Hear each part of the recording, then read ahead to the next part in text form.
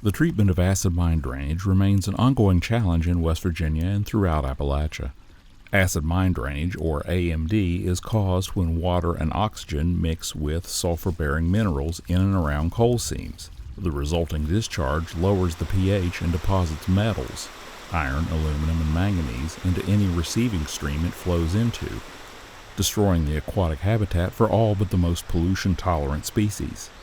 Recently, representatives from the US EPA and the DEP's Watershed Improvement Branch toured several projects in the Cheat River and Deckers Creek watersheds, projects that are improving sections of streams impaired by AMD and in some cases bringing them back to life.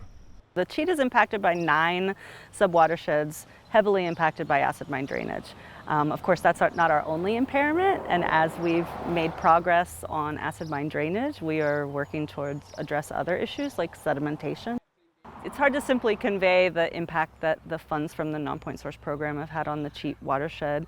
Non-point source funding is able to be used for abandoned mine land cleanup, so that is what Friends of the Cheat has used those funds for historically, is we've been able to secure that money to clean up streams impacted by pre-law mining.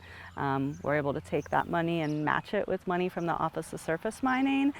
I would say over the last 25 years, Friends of the Cheat has implemented at least 20 or more non-point source funded projects. And today we visited 3 of those sites in addition to 2 areas that have pending proposals for more work in the lower watershed.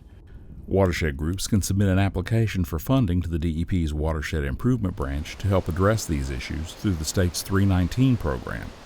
The 319 refers to the section of the Federal Clean Water Act that addresses non-point source pollution. Funding comes from the US EPA.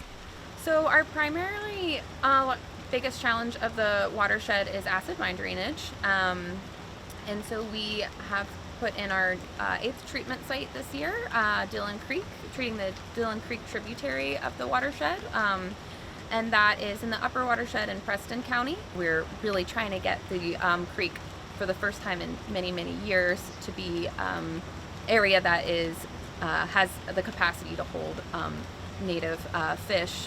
Treatment of acid mine drainage involves adding alkalinity to the discharge to bring the water back towards a neutral pH and capturing the minerals that precipitate out during the treatment process. It can be an active site like this one near Kingwood, which adds a measured amount of lime as the acid-impaired water moves through the treatment plant, or a passive site like this recently completed Dream Mountain project near Albright, where the acidic water is neutralized by passing over a series of limestone-lined stream channels.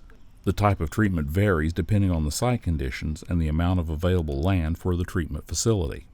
But those load reductions that we can achieve through these little small treatment systems like Almond Road and McElroy, they really add up. And we're seeing streams like Beaver Creek being restored, and even bigger systems like the Dream Mountain treatment system that we visited today. Construction cost nearly $1.5 million.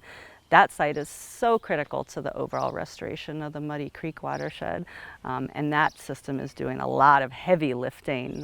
I think the Cheat, since day one, right, has been the river of promise. It's been the river that has won over the hearts and minds of West Virginians who don't even live here or maybe have never seen it, but it's a story of inspiration and hope.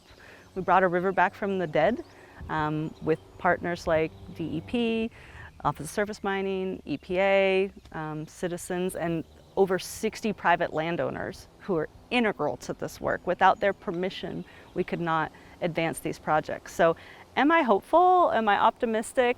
I think I have to stay optimistic because there is a lot more work to be done.